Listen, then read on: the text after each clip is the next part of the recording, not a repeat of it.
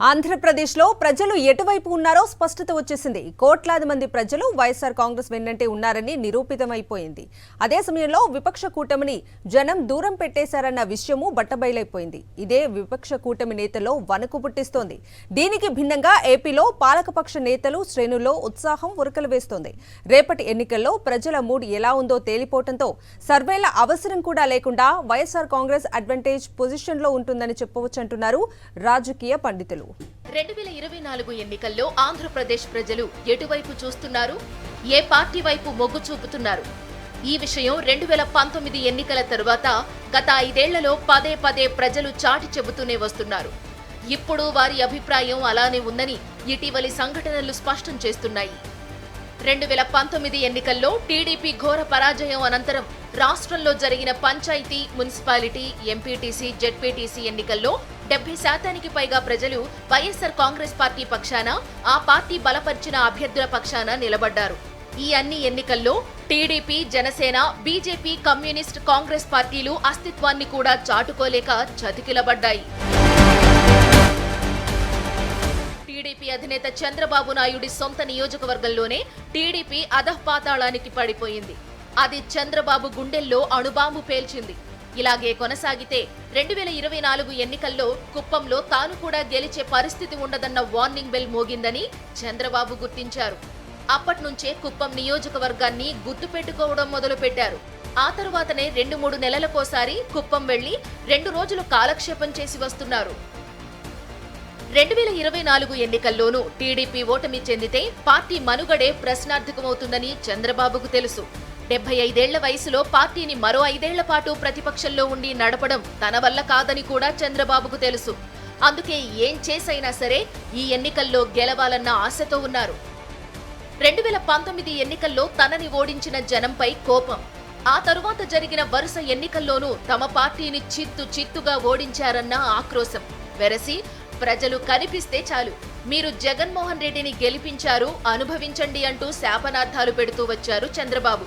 జనాన్ని తిరిగి టీడీపీ వైపు తిప్పుకోవాలన్న ఆలోచనతో చంద్రబాబు ఇదేం కర్మ, రా కదలిరా పేరుతో ఎన్నో కార్యక్రమాలు నిర్వహించారు. వాటికి జనం రాలేదు. చంద్రబాబులో భయం పెరిగింది. ఇంకా లాభం లేదని తన కుమారుడు లోకేష్ చేత యువగళం పేరుతో పాదయాత్ర చేయించారు. యాత్రకు ఎక్కడా జనం రాలేదు. లోకేష్ యాత్రకు జనం మొహం చాటేశారు. చంద్రబాబులో వణుకు పుట్టింది. తన దత్తపుత్రుడు పవన్ కళ్యాణ్ని పిలిపించి, నాయనా నువ్వు కూడా ఓ యాత్ర చెయ్యి అన్నారు. పవన్ వారాహి యాత్ర పెట్టారు. దానికి కూడా జనం అనుకున్న స్థాయిలో రాలేదు. పైగా వారాహి యాత్రలో పవన్ కళ్యాణ్ వివాదాస్పద వ్యాఖ్యలతో పరువు కూడా పోయింది. దాని ప్రభావం టీడీపీ పైన పడింది. టీడీపీ ఒంటరిగా ముందుకు అడుగు వేస్తే జనం ఆదరించడం లేదని తేలిపోవడంతోనే పొత్తుల అవసరాన్ని గుర్తించారు. సరిగ్గా ఆ తరుణంలోనే చంద్రబాబు నాయుడు 371 కోట్ల రూపాయల మేరకు దోపిడీ చేసిన స్కిల్ స్కామ్ లో అడ్డంగా దొరికి జైలుకు వెళ్లారు. దాంతో పార్టీ పరిస్థితి మరింత దిగజారింది. బాబు అరెస్ట్ను ప్రజలు ఎవరూ ఖండించలేదు. ఎవరూ వీధుల్లోకి వచ్చి నిరసనలు వ్యక్తం చేయలేదు. ఎవరో ఎందుకు టీడీపీ శ్రేణులే పట్టించుకోలేదు. అందుకే ఆ పార్టీ అధ్యక్షుడు అచ్చెన్నాయుడు గుండె మండి, మన నాయకుని అరెస్టు చేసినప్పుడు కూడా మీరు బయటకు రాకపోతే ఎలాగయ్యా అని ఆవేదన నటిస్తూ లేఖ రాశారు. టీడీపీ వైపు జనం లేరని తేలిపోగానే పవన్ కళ్యాణ్ అమాంతం జైలుకు వచ్చి బాబును ఓదార్చి ఆ వెంటనే బయటకు వచ్చి టీడీపీతో పొత్తు పెట్టుకుంటున్నామని ప్రకటన చేశారు. ఇక అప్పట్నుంచి టీడీపీ, జనసేన జట్టుగా అవతరించాయి. కొద్ది రోజుల క్రితం టీడీపీ, జనసేనలు ఉమ్మడిగా తాడేపల్లిగూడెంలో జెండా సభ పెట్టారు. దానికి 6 లక్షల మంది జనం తరలి వస్తారని వాళ్లే చెప్పుకున్నారు. అయితే ఆ సభ కాస్త అట్టర్ ఫ్లాప్ అయింది. చంద్రబాబు, పవన్ కళ్యాణ్లు జనం లేక చాలాసేపు క్యారవాన్ లోనే ఉండిపోవాల్సి వచ్చింది. చివరకు చేసేది లేక వేదికనెక్కి ఆ ఫ్రస్ట్రేషన్ ను వైఎస్ఆర్ కాంగ్రెస్ పైన, తనకు సలహాలు ఇస్తోన్న కాపు నేతలు చేగొండి ముద్రగడలపైన ప్రదర్శించారు పవన్ కళ్యాణ్. 4.5 ఏళ్లుగా ఏం చేసినా జనం తమ వైపు ఎందుకు రావడం లేదో చంద్రబాబుకు అర్థం కాలేదు. అటు పవన్ సైతం సూపర్ స్టార్ స్టేటస్ ఉన్న తాను వచ్చిన సభలకు కూడా జనం రాకపోవడం ఏంటి అని షాక్ తిన్నారు. ఇద్దరికీ మొహాలపై నవ్వు మాయమైంది. ఎక్కడో ఏదో తేడా కొడుతోందని బాబు, పవన్లకు అర్థమైంది.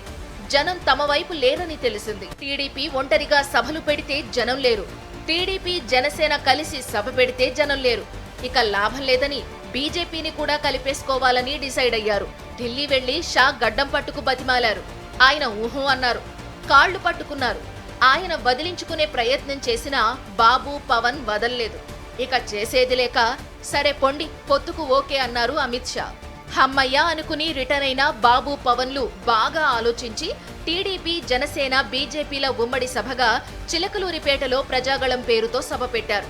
జనం అద్రిపోతారు సుమి అని ప్రచారం చేశారు. అయితే ఈ సభకి జనం లేరు. పేరుకి అది ప్రజాగళమే కానీ ప్రజలు లేరు, వారి గళమూ లేదు. ప్రధాని స్థాయిలో తాను వచ్చే సభను కూడా సక్సెస్ చేయలేని చంద్రబాబు, పవన్లు ఇక ఎన్నికలను ఎలా ఎదుర్కొంటారు? సభలకే రాని జనం రేపటి ఎన్నికల్లో కూటమికి ఎందుకు ఓటేస్తారు అని ప్రధాని నరేంద్ర మోదీకి మండుకొచ్చిందని పార్టీ వర్గాల భోగట్ట. చంద్రబాబుకు అర్థం కానిది ఒకటే, తమ సభలేమో జనం లేక వెలవెలబోతున్నాయి. వీటికి సమాంతరంగా జగన్మోహన్ రెడ్డి నిర్వహించిన 4 సిద్ధం సభలకు విపక్షాలు అసూయతో రగిలిపోయేలా జన సునామీలు పోటెత్తాయి. భీమిలిలో సిద్ధం సభ సూపర్ హిట్. ఆ తరువాత దెందులూరులో ఆకాశాన్నంటేలా జన సందోహపు సంతోషం. ఈ రెంటిని మించిపోయేలా రాప్తాడులో జన ఉప్పెన ఎగిసిపడింది. చివరగా బాపట్ల జిల్లా మేదరమెట్లలో మొత్తం ఆంధ్రప్రదేశ్ అంతా ఇక్కడే ఉందా అన్నట్లు మెరిసింది సిద్ధం సభ. ఈ 4 సభల్లోనూ అశేష సంఖ్యలో ఒకదాన్ని మించి మరో సభకు జనం తరలి రావడం ఒక ఎత్తైతే, వచ్చిన ప్రజలంతా సభ జరిగినంతసేపు ఉత్సాహంగా ఉరకలు వేస్తూ సంతోషంతో కేరింతలు కొడుతూ జగన్ ప్రసంగానికి స్పందనగా చప్పట్లు కొడుతూ జెండాలు అటూ ఇటూ ఊపుతూ మేం సిద్ధం సిద్ధం అంటూ బదులివ్వడం చూస్తే ఏపీ మూడ్ ఎటుందో 6 ఏళ్ల కుర్రాడు కూడా చెప్పగలుగుతాడు. చూశారుగా, ఈ జనమే ఒక సంకేతం, ఒక సమాధానం. రేపటి ఎన్నికల్లో ఏపీ ఏ వైపు ఉందో చాటి చెప్పిన స్పష్టమైన జన సంకేతం. ఇటు విపక్షం వైపు చూస్తే తాడేపల్లిగూడెం సభ ఫట్, చిలకలూరిపేట సభ డబుల్ ఫట్. వీటికి ముందు చంద్రబాబు నిర్వహించిన రా కదలిరా ఒక డిజాస్టర్. లోకేష్ నిర్వహించిన శంఖారావం మరో అటర్ ఫ్లాప్. అటు జగన్మోహన్ రెడ్డి సిద్ధం సభల మూడ్, ఇటు విపక్ష కూటమి సభల ఫ్లాప్ షోలు చూస్తే జనం ఎటు ఉన్నారో అర్థం కావడం లేదు. కూటమి వైపు టార్చ్ లైట్ వేసి వెతికినా జనం లేకపోవడానికి కారణం అర్థం కావడం లేదు. దీనికి వేరే సర్వేలు అవసరమా? జనం వైపు నుంచి అంతా క్రిస్టల్ క్లియర్. వైనాట్ 175 దిశగానే అడుగులు. విపక్షం గుండెల్లో సెటిల్ అయిపోయిన ఫియర్.